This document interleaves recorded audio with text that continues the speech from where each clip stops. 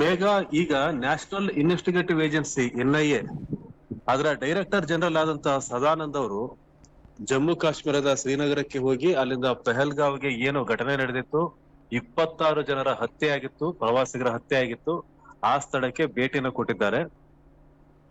ಹಾಗಾಗಿ ಈಗ ತನಿಖೆ ಚುರುಕಾಗಿದೆ. ಈ ಮೊದಲು ಈ ಪ್ರಕರಣ ಜಮ್ಮು ಮತ್ತು ಕಾಶ್ಮೀರ ಪೊಲೀಸರು ಈ ಪ್ರಕರಣವನ್ನು ದಾಖಲು ಮಾಡಿದ್ರು.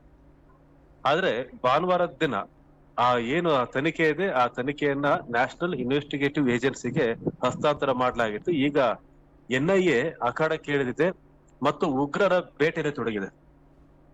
ಇಲ್ಲಿ ಬಹಳ ಮುಖ್ಯವಾಗಿ ಒಂದು ಆರ್ಡರ್ ಇಶ್ಯೂ ಆಗಿತ್ತು ಕೌಂಟರ್ ಟೆರರಿಸಂ ಮತ್ತು ಕೌಂಟರ್ ರ್ಯಾಡಿಕಲೈಸೇಷನ್ ಅಂತ CTCR ಡಿವಿಷನ್ ಇಂದ. ಅದು ಗೃಹ ಇಲಾಖೆಯ ಒಂದು ವಿಭಾಗ.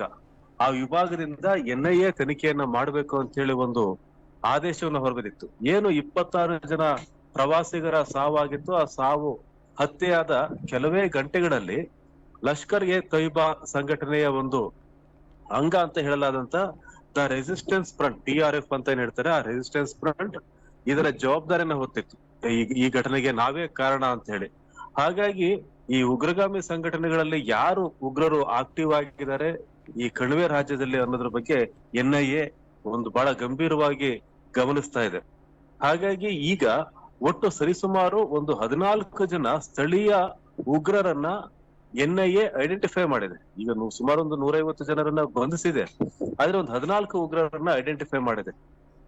ಇವರೆಲ್ಲರೂ ಸಹ 20 ರಿಂದ 40 ವರ್ಷ ವಯಸ್ಸದವರು. ಮತ್ತೆ ಈ ಉಗ್ರರು ಏನು 14 ಜನ ಐಡೆಂಟಿಫೈ ಮಾಡಿದ್ದಾರೆ, ಇವರು ಕಾಶ್ಮೀರದಲ್ಲಿ ಆಕ್ಟಿವ್ ಆದಂತ ಟೆರರ್ ಔಟ್ಫಿಟ್ ಉಗ್ರಗಾಮಿ ಸಂಘಟನೆಗಳೇನಿವೆ ಆ ಸಂಘಟನೆಗೆ ಸೇರಿದಂತವರು. ಅದರಲ್ಲಿ ಹಿಜ್ಬುಲ್ ಮುಜಾಹಿದ್ದೀನ್ ಆ ಸಂಘಟನೆಯ ಉಗ್ರರಿದ್ದಾರೆ, ಲಷ್ಕರ್ ಎ ತೊಯ್ಬಾದ ಉಗ್ರರಿದ್ದಾರೆ, ಮತ್ತೆ ಜೈಷ್ ಎ ಮೊಹಮ್ಮದ್. ಈ 3 ಸಂಘಟನೆಗಳು ಉಗ್ರ ಸಂಘಟನೆಗಳು ಈ ಕಣಿವೆ ರಾಜ್ಯದಲ್ಲಿ ಕೆಲಸ ಮಾಡ್ತಾ ಇರ್ತಕ್ಕಂಥವ್ರು.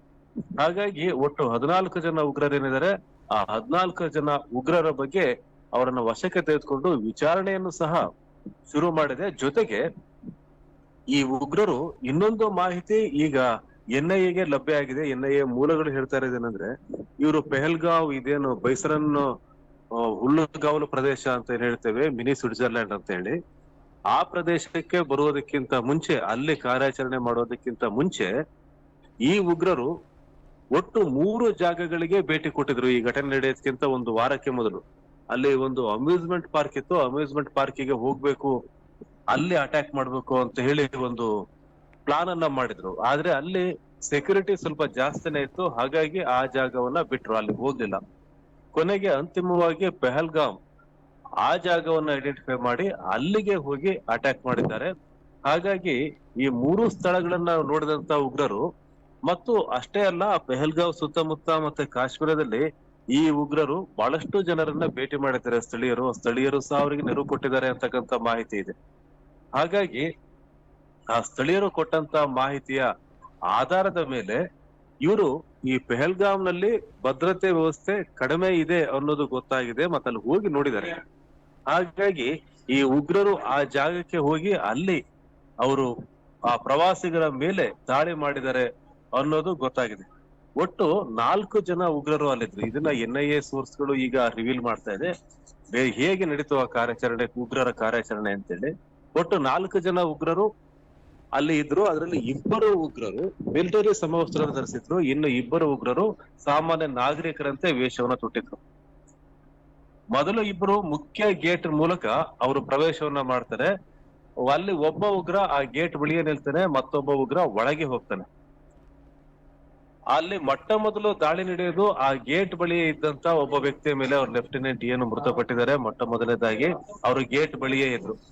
ಅಲ್ಲಿ ಅವರ ಮೇಲೆ ದಾಳಿಯನ್ನ ಮಾಡ್ತಾರೆ, ಗುಂಡನ್ನ ಹಾರಿಸ್ತಾರೆ. ನಂತರ ಆ ಉಗ್ರರು ಅಲ್ಲಿ ಬೇಲ್ಪುರಿ ಮಾರ್ತಾ ಇದ್ರು, ಮತ್ತೆ ಚಹಾ ಮಾರ್ತಾ ಇದ್ರು, ಚಹಾದ ಅಂಗಡಿ ಮತ್ತೆ ಬೇಲ್ಪುರಿ ಅಂಗಡಿ ಇತ್ತು. ಅಲ್ಲಿ ಬಹಳಷ್ಟು ಜನ ಪ್ರವಾಸಿಗರು ಅಲ್ಲಿ ನೆರೆದಿದ್ರು.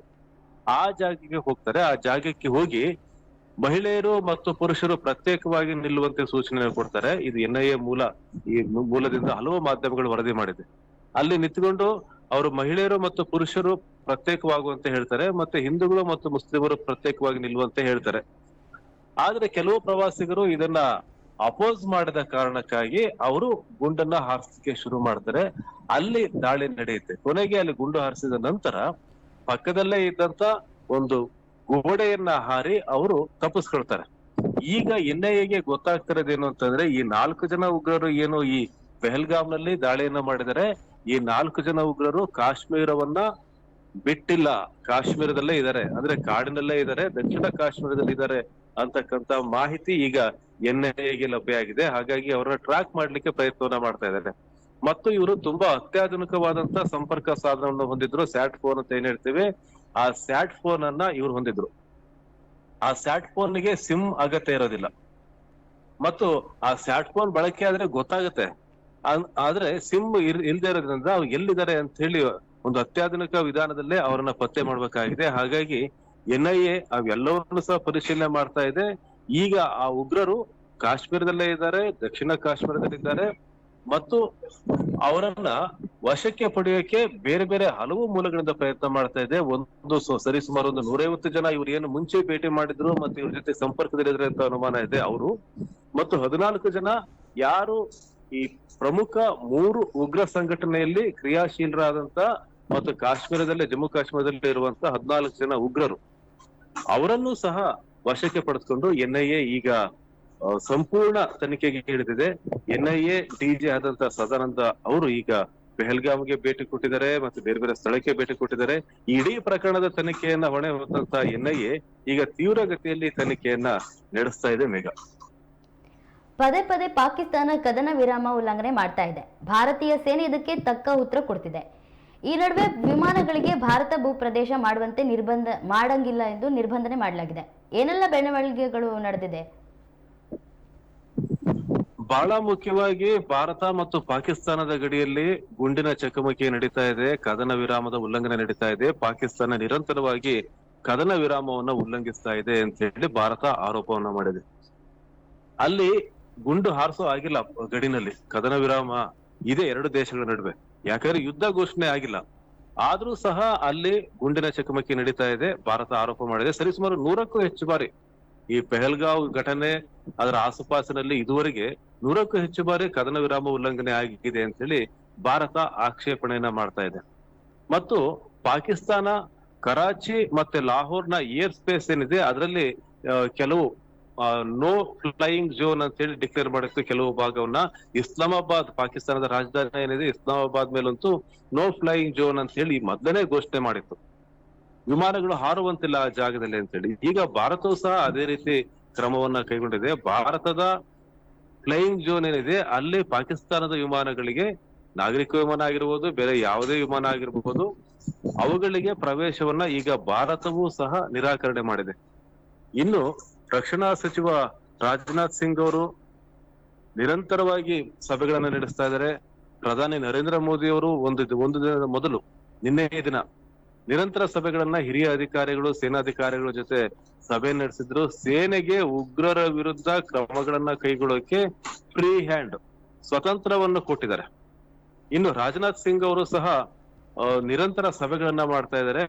ಹಾಗಾಗಿ ಗಡಿಯಲ್ಲಿ ಒಂದ್ ರೀತಿ ಉದ್ವಿಗ್ನ ಪರಿಸ್ಥಿತಿ ಅಂತ ಇದೆ ಅಂತಾನೆ ಹೇಳ್ಬೋದು. ಆದ್ರೆ ಯುದ್ಧ ಘೋಷಣೆ ಆಗಿಲ್ಲ, ಭಾರತವೂ ಮಾಡಿಲ್ಲ, ಪಾಕಿಸ್ತಾನವೂ ಮಾಡಿಲ್ಲ. ಹಾಗಾಗಿ ರಾಜತಾಂತ್ರಿಕ ಕ್ರಮಗಳನ್ನ ಈ 2 ದೇಶಗಳು ತೆಗೆದುಕೊಂಡಿದ್ದಾವೆ.